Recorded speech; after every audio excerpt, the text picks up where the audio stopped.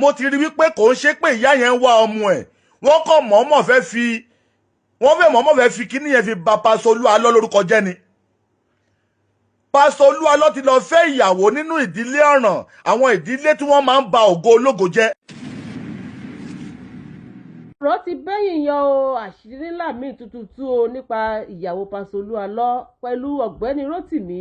ẹ̀yìn tèmi lè tún gbẹnu tán o, ẹ wá nǹkan fìdílé nǹkan, ẹ jẹ́ ń gbé fọ́nrán náà padà wọlé. Pásítọ̀ Kọ́láwọlé, mo ti kọ́kọ́ rí ìwà àgàbàgebè ní ọwọ́ ẹ nígbà tí ọ̀rọ̀ Àgbàlá Daniel òṣàgbàlá Daniel ṣẹlẹ̀. mo wá rí ẹ nírì ẹni tí Ọlọ́run ò pè tó pe ara ẹ̀ tó wá fẹ́ máa gbé àwọn tí Ọlọ́run pè tó fẹ́ máa gbé wọn ṣubú. ìyẹn Kọ́láwọlé yẹn ni mo ti ń sọ̀rọ̀ lórí èyí o, ẹ bá mi pe Kọ́láwọlé yẹn náà, gbogbo ẹni tẹ́ bá mọ kọ́ńtàtì Kọ́láwọlé. mi ò fẹ́ sọ̀rọ̀ lórí ọ̀rọ̀ pásítọ̀ Olúalọ́ yìí tẹ́lẹ̀tẹ́lẹ̀, ṣùgbọ́n now according to interview tí mo gbọ́ yìí mo nílò láti sọ̀rọ̀ lórí ẹ̀. èmi ò sí lábẹ́ wípé ká máa gbé ènìyàn ṣubú. tá a bá níbi ká lọ wò ó, kò sí èèyàn kan tí kò ní ìlàkọjá tàbí ìgbé ayé tó ti gbé tí ò dára. torí ẹ̀ ní Bíbélì ṣe sọ pé bí Olúwa bá ń ṣàmì ẹ̀ṣẹ̀ kò sẹ́ni náà tó lè dúró. nípa ìyàwó pásítọ̀ Olúalọ́ ni pé ìgbà tí mo gbọ́ pé ìyá ìyàwó pásítọ̀ Olúalọ́ jáde, wọ́n ní òun ò rí ọmọ òun. èmi dẹ̀ believe wípé ẹni tí à ń rí gẹ́gẹ́ bí pásítọ̀, tí à ń rí gẹ́gẹ́ bí àwòkọ́ṣe ìránṣẹ́ Ọlọ́run, tí ò bá ń ṣe pé bóyá ìyàwó wọn wà nínú ìgbèkùn lóòótọ́, ó yẹ kí wọ́n fi ìyàwó wọn wọ̀n. ṣùgbọ́n according to what I'm seeing now, mo rí pé ìyá ìyàwó yẹn gangan nìyá tí èèyàn ń bẹ̀rù. mo ń bọ̀, mi ò tí dé. Pásítọ̀ Kọ́láwọlé wá ń bíbà rẹ̀. nínú interview tí wọ́n ṣe fún ẹ, wọ́n ní báwo ló ṣe mọ Awíkonko yẹn Daniel Rótìmí. ó sọ nínú interview yẹn wípé ó pòsì pásítọ̀ Ezekiel, ó tún wá pòsì pásítọ̀ Olúalọ́ náà. ó ní reason yẹn tó fi lọ bá Rótìmí Daniel nìyẹn, tó fi lọ ṣàlàyé ọ̀rọ̀ pásítọ̀ Olúalọ́ fún. I want to ask you this question. kí ni ọ̀rọ̀ pásítọ̀ Olúalọ́ tó lọ discuss pẹ̀lú Rótìmí? àti wípé kí ni ìdí tó fi jẹ́ pé ìwọ Kọ́láwọlé yìí gbogbo àwọn tó jẹ́ top pastor ló máa fẹ́ gbé ṣubú? bí Ọlọ́run ò bá pè ẹ́, ó dẹ̀ padà sí ìdíṣẹ́ olè tó náà ń jà. bìkọ́ tí ò bá kí ń ṣe olè náà, ìwọ Kọ́láwọlé yẹn, pásítọ̀ Kọ́láwọlé, tí ò bá kí ń ṣe pé ìwà olè yẹn ò tí kò nínú ayé ẹ, ó sì ń ṣe àfọwọ́rá díẹ̀díẹ̀. ẹnu ìjọ́ wo ni ìwọ àti Rótìmí Daniel tẹ connect pọ̀, wọ́n wá rún ẹ lọ sí ọ̀dọ̀ ìyá yẹn, ọ̀rọ̀ wá ṣẹlẹ̀ pé o fi fóònù wọn fi transfer káàdì 5,000. ṣé ìwọ ni wọ́n kọ́kọ́ rán lọ bẹ̀ ni? ṣé ìwọ nìkan ló lọ bẹ̀ ni tó fi jẹ́ pé ìwọ nìkan ló máa ń dùnrún olè mọ́? ìwọ pásítọ̀ Kọ́láwọlé tó pe ní Kọ́láwọlé yẹn, ìwọ náà dé pásítọ̀ níwájú tèmi. torí ọ̀pọ̀lọpọ̀ yín olè níyín, ẹ mọ̀ wọ́n sọ pé ẹ ti repent, ẹ máa ní ẹ ti fàyè yín fún Jésù, bí ìwà ìrọ́lẹ̀ ń pa. now ìwọ tó ní o fi ayé ẹ fún Jésù, nínú interview yẹn wo bó ṣe ń gbé ìyá ìyàwó Olúalọ́ ṣépè. ó ní wàá fi ọlọ́pàá mú ìyá ìyàwó Olúalọ́. let me tell you something, ó tún máa padà lọ sí ẹ̀wọ̀n yẹn. ó ní ó ti lọ sí ẹ̀wọ̀n for 12 years, for 12 times. this will be the 13th time tó máa padà lọ sí ẹ̀wọ̀n yẹn. Kọ́láwọlé, because mi ò rí reason tó bá fi wá ìṣubú àwọn pastors nítorí pé àti jẹun tiẹ̀. at the end of that interview tí màá yẹn interview ẹ, ìwọ Kọ́láwọlé, máa yẹn tún bẹ̀rẹ̀ sí ní tọrọ oúnjẹ fún ẹ̀bẹ̀ ni. ó ń sọ wípé ẹ̀yin náà máa wò ó, kẹ̀kẹ́ ní Kọ́láwọlé ó ní ìdìrànlọ́wọ́, ó ní díẹ̀pù. ṣé ó jẹ́ kó o máa gbé àwọn èèyàn ṣubú, àbí kó máa wá àbàwọ́n àwọn ènìyàn nítorí àti jẹun titi ẹ? oúnjẹ dókò tó fẹ́ jẹ́ sìn, àfàìmọ̀kọ́ má lọ jẹ́ lọ́gbà ẹ̀wọ̀n. because defamation of character ó ti wà nínú nǹkan tí mò ń rí yìí lórí ọ̀rọ̀ pásítọ̀ Olúalọ́. now wọ́n bi ẹ́ léèrè wípé ṣé lóòótọ́ ni ìyá ìyàwó Olúalọ́ àti Olúalọ́ máa ń sọ̀rọ̀, ni ìyá ìyàwó Olúalọ́ àti ọmọ ẹ̀ sọ̀rọ̀? ṣé o mọ̀? òun jẹ́ kó yé wa ní orí interview yẹn wípé ìyàwó Olúalọ́ kò sọnù. now kí ni reason tí wọ́n fi mú ọ̀rọ̀ Olúalọ́ lọ fún Rótìmí Daniel in the first place? nítorí wípé Rotimi Daniel ó ń sọ àléébù tí ọ̀pọ̀lọpọ̀ àwọn pastors tí wọ́n wù aim tí ẹ wá ní wípé láti bring Pastor Oluwalo down. Ó wá ní pé àbí ẹ bá ní pé Rotimi Daniel yẹn náà wá ìjọ nítorí Ọlọ́run mo ní pé Rotimi Daniel náà ní orí fóònù tẹ́lẹ̀tẹ́lẹ̀ ọ̀rẹ́ lórí WhatsApp ó rẹ̀ ti send message sí mi. Ẹ má jẹ́ kí a máa gbé àwọn tó wà níbi gíga, ẹ má jẹ́ ká máa wá ìṣubú wọn fún gbogbo ẹni tóun náà bá gbàdúrà láti gòkè láyé. Ẹ má jẹ́ ká máa wá àti gé àwọn tí wọ́n wà lẹ́sẹ̀ tó wà lókè, ẹ má jẹ́ ká máa wá àti gbé wọn ṣubú nítorí pé àwa fẹ́ gòkè. Gbogbo ẹni tó bá ṣe bẹ́ẹ̀ ò lè gòkè lábẹ́ àkóso bó tilẹ̀ hùn kórí. According to Pastor Kolawole yẹn sì nínú interview tó ṣe, ó jẹ́ kó yé wa wípé àwọn ẹ̀gbọ́n ìyàwó Oluwalo wọ́n ń bá a sọ̀rọ̀. Ó jẹ́ kó wá yé wa ní ìsìn wípé ó dà pé àwọn ọmọ ìyá yẹn wọ́n sá fún ìyá yẹn nítorí ìwà tó wà lọ́wọ́ ìyá yẹn ni. Wọ́n sọ fún mi bí àwọn ọmọ tí ìyá bí bá lè sá fún ìyá nítorí ìwà tó wà lọ́wọ́ ìyá, táwa ni ọkọ ọmọ láti lè dúró ti ìyá. Tẹ́wọ́ fi ń bring allegation lórí Pastor Oluwalo wípé kó lọ mú ìyàwó ẹ̀ wá, of which ìyá ẹ̀ ó mọbi tí ọmọ ẹ̀ wà, ìyá ẹ̀ àti àwọn fámìlì ẹ̀ wọ́n ń bá ìyàwó Oluwalo sọ̀rọ̀.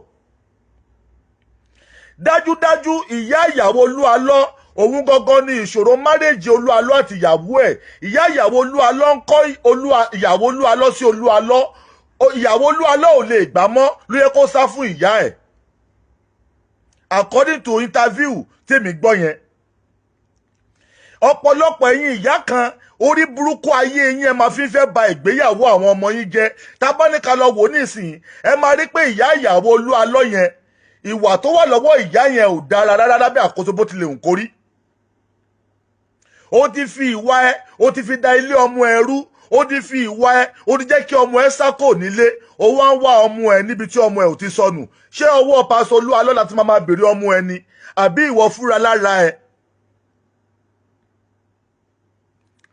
I don't know if I'm making a sense. Ẹ jẹ́ kí àwọn ènìyàn comment. According to interview tí èmi rí mánu tí bí yẹn tó interview Kolawole, ó jẹ́ kí n mọ̀ wípé ìyá ìyàwó Oluwalo ó kàn mọ̀ọ́mọ̀ fẹ́ máa dààmú Oluwalo lórí ọ̀rọ̀ ọmọ ẹ̀ ni. Ìyá ìyàwó Oluwalo fúnra ẹ̀ ó mọ bí ìgbéyàwó Oluwalo àti ọmọ ẹ̀ ṣe dàrú. Oluwalo tó dẹ̀ ti gbé iṣẹ́ ìránṣẹ́ dání kò ní jẹ́ kí ìdílé tí àléébù irú tèmi sìn Ọlọ́run ó mà ṣe o, mò ń bọ̀ mi ò tí dé. Ṣùgbọ́n lábẹ́ àkóso bó wá ti lè hùn kó rí, Kolawole tó pẹ̀ ní Pastor Kolawole yẹn àti Rotimi Daniel a sì máa ṣe fídíò, a sì ní ọ̀rọ̀ tá a fẹ́ sọ.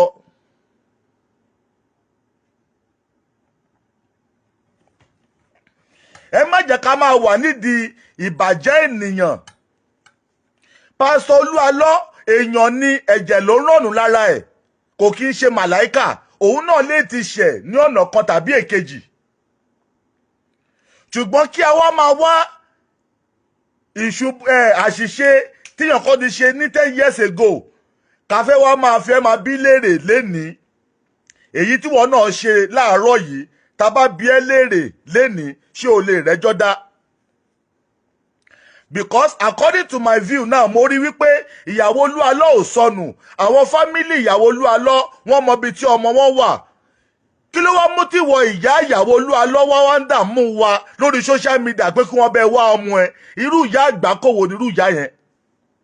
Ẹ̀yin fámílì Oluwalo, ẹ̀yin fámílì ìyá ìyàwó Oluwalo ẹ̀ẹ́dẹ̀ pé ìyá yẹn sí àkíyèsí tó bá jẹ́ pé old age ló ti fẹ́ máa ṣe ìyá ní wọ́nranwọ̀nran, ẹ má jẹ́ kó máa dààmú social media. Because according to what I saw lórí interview yẹn, mo rí wípé because wọ́n ní Daniel náà Rotimi Daniel fẹ́ jẹ́ kí ẹlòmíì interview àwọn màmá yẹn. Anybody tó bá ti fẹ́ lọ interview wọn tí kò bá ti ṣe Rotimi Daniel wọ́n máa ní pé ọmọ máa yí wọn. Now alàgbà Rotimi Daniel, what did you want in this case? Kí ni nǹkan pàtó ta lẹni tó ní pé ó ń wá ìyàwó Oluwalo pàápàá gan? because tó bá pé lóòótọ́ ni wọ́n wá ìyàwó Olúalọ́ àwọn fámìlì ẹ̀ tí wọ́n jẹ́ ẹ̀gbọ́n tó ní wọ́n pé wọ́n ní ìyàwó Olúalọ́ gan ni last born àwọn fámìlì ẹ̀ àwọn ẹ̀gbọ́n ẹ̀ ó yẹ káwọn náà ti jáde kò ń ṣe àwọn tí a kàn ń gbọ́ ohùn wọn tí kò bá kí n ṣe pé ìbanilórúkọ jẹ́ òun nìkan tí ẹ̀ ń ṣe yìí. From that pastor tó pè rẹ̀ ní pastor Kọ́láwọlé yẹn àti gba ọ̀rọ̀ Àgbàlá Gabriel ni mo ti mọ̀ pé alágàbàgebè olè ni bọ̀bọ́ yẹn. Ìpè mi lọ́kàn tó tún ní òun fẹ́ bẹ́ẹ̀ gbowó èló ló bẹ́ẹ̀ gbà tí ọ̀rọ̀ owó tún fi dájà lẹ̀ láàrin ìwọ àti ìpè mi lọ́kàn lórí èlò. Náà ní ìsìn mo ti rí pé torí nǹkan tí ìwọ Kọ́láwọlé yẹn fẹ́ jẹ ló ṣe wá ọ̀nà kọ̀nà láti máa jẹ àwọn ìránṣẹ́ Ọlọ́run lẹ́sẹ̀ àbí láti máa bà tiwọn jẹ́ àbí láti máa wá àṣìṣe wọn àná láti máa bi wọ́n léèrè lónìí. Ìwọ dẹ̀rí apààyàn ní ẹ́ olè ní ẹ́ jàgídíjàgan ní ẹ́ adigunjalè ní ẹ́ lánàá ó dẹ̀ ṣe ń jalè yẹn lónìí wà burúkú yẹn sì wà lọ́wọ́ ẹ̀ bí ò bá kí ń ṣe bẹ́ẹ̀ wo bó ṣe ń gbé ìyá ìyàwó Olúalọ́ ṣépè ó dẹ̀ pé ó di fayé ẹ̀ fún Jésù ó ní ó di fayé ẹ̀ fún Jésù. Ẹ wá gbogbo ẹ̀yin tẹ́ máa ń tọrọ owó fáwọn pásítọ̀ yẹn ṣe ìfẹ́ ṣorí burúkú ṣọlọ́wọ́ fẹ́ bà ti yín jẹ́ because that idiot náà tó interview Kọ́láwọlé yẹn o tí wọ́n ń béèrè owó fún oníkàwọn èèyàn fún lówó owó kí ni wọ́n fẹ́ máa fún un kí ló fi ìgbà àrù ẹ̀ kí ló fi ṣe ìgbà tí ìyá àti bàbá ẹ̀ bí tí wọ́n rán lọ school ṣó lè ló fi jà ní títí di ìgbà yìí tó wá ń wá ìrànlọ́wọ́ wo ló fẹ́ rí lẹ́yìn kóhun fúnra ẹ̀ kó wá Jésù ló lè ràn lọ́wọ́ torí gbogbo èèyàn tó bá fẹ́ ràn Kọ́láwọlé yẹn lọ́wọ́ ó máa padà kábàámọ̀ ni. That man tó pẹ̀ ní Kọ́láwọlé yẹn gbogbo èèyàn tó bá fẹ́ ràn lọ́wọ́ ẹni yẹn máa padà kábàámọ̀ ni. Now can Kọ́láwọlé tell me what is the purpose tí Kọ́láwọlé fi mú ọ̀rọ̀ pásítọ̀ àlọ́ lọ fún Awíkonko tẹ́lẹ̀tẹ́lẹ̀ nínú fídíò yẹn ó tún wá sọ pé inú ẹ̀ dùn bí pásítọ̀ Olúalọ́ ò ṣe dáhùn ṣebí torí pé ìwọ fẹ́ kí pásítọ̀ Olúalọ́ dáhùn ló ṣe mú ọ̀rọ̀ Olúalọ́ lọ fún Awíkonko ó wá nínú ẹ̀ dùn bí pásítọ̀ Olúalọ́ ò ṣe dáhùn nítorí pé kòtò tẹ́ gbẹ́ sílẹ̀ ẹ̀yin fúnra ilẹ̀ fúnra yín kó sí. Now Mr. Rotimi Daniel lórí ọ̀rọ̀ Pastor Alọ́ yìí I want you to stop kó tó di ìjà èmi àti ẹ. Lóòótọ́ kò sí ènìyàn kan láyé yìí tí kò dẹ́ṣẹ̀ kò sí ènìyàn kan láyé yìí tí ó rìn tí orí ẹ̀ ò mì. Gbogbo wa la ti dẹ́ṣẹ̀ lánàá ẹ̀ṣẹ̀ wa tá a ṣẹ̀ lánàá ẹ jẹ́ ká bẹ̀rẹ̀ ìdáríjì lọ́wọ́ Ọlọ́run ni. Ní ìsìn wọn ò lè sọ pé ìyàwó pásítọ̀ Olúalọ́ kú kíyàwó ẹ̀ ò kú náà bí àwọn ọmọ ẹ̀ ò kú ṣùgbọ́n nǹkan tí mo rí tó ń da ìgbéyàwó pásítọ̀ Olúalọ́ láàmú lọ́wọ́ yìí òun ni ìdílé tí pásítọ̀ Olúalọ́ tó ti fẹ́yàwó ìdílé olórí burúkú ni wọ́n ń bẹ̀. Ìdílé tí pásítọ̀ Olúalọ́ ti fẹ́yàwó ìdílé àgbákò ni àwọn ìdílé tí wọ́n máa ń pa iṣẹ́ ìránṣẹ́ mọ́ àwọn ọmọ ológun lára bí irú àwọn ìdílé tèmi náà ti fẹ́yàwó yìí ni. Ẹ wo iṣẹ́ ìránṣẹ́ mi kó ló di pé mo fẹ́yàwó ìgbà tí mo ṣègbéyàwó tán tí mo bẹ̀rẹ̀ sí ní pósì fọ́tò ìyàwó mi nǹkan ẹ wo iṣẹ́ ìránṣẹ́ mi bóyá yẹ kí ni bóyá lè gbẹ̀mù. Àwọn ẹlẹ́mìí òkùnkùn wọ́n ti máa ń wo ibi tí ògo iṣẹ́ ìránṣẹ́ tó máa dé wọ́n wá fún ẹ ní ìyàwó alágbàákò tó máa fẹ́ ba iṣẹ́ ìránṣẹ́ ẹ jẹ́ láti inú ìdílé alágbàákò. Ẹ lọ wo gbogbo iṣẹ́ ìránṣẹ́ tó bàjẹ́ lónìí àti bí ìgbéyàwó ló ti kọ́kọ́ bẹ̀rẹ̀ sí ní bàjẹ́ tí ìgbéyàwó bá ti bàjẹ́ èyí tó kù lẹ́yìn ẹ̀ ńkọ́ ó máa bàjẹ́ ni. Tí pásítọ̀ Alọ́ tó bá gbà kí ìyá ìyàwó ẹ̀ kó da ìrìn àjò ayé ẹ̀ láàmú ó ṣeé ṣe kí pásítọ̀ Alọ́ má dé ibi tó dé lónìí. Take it or you leave it.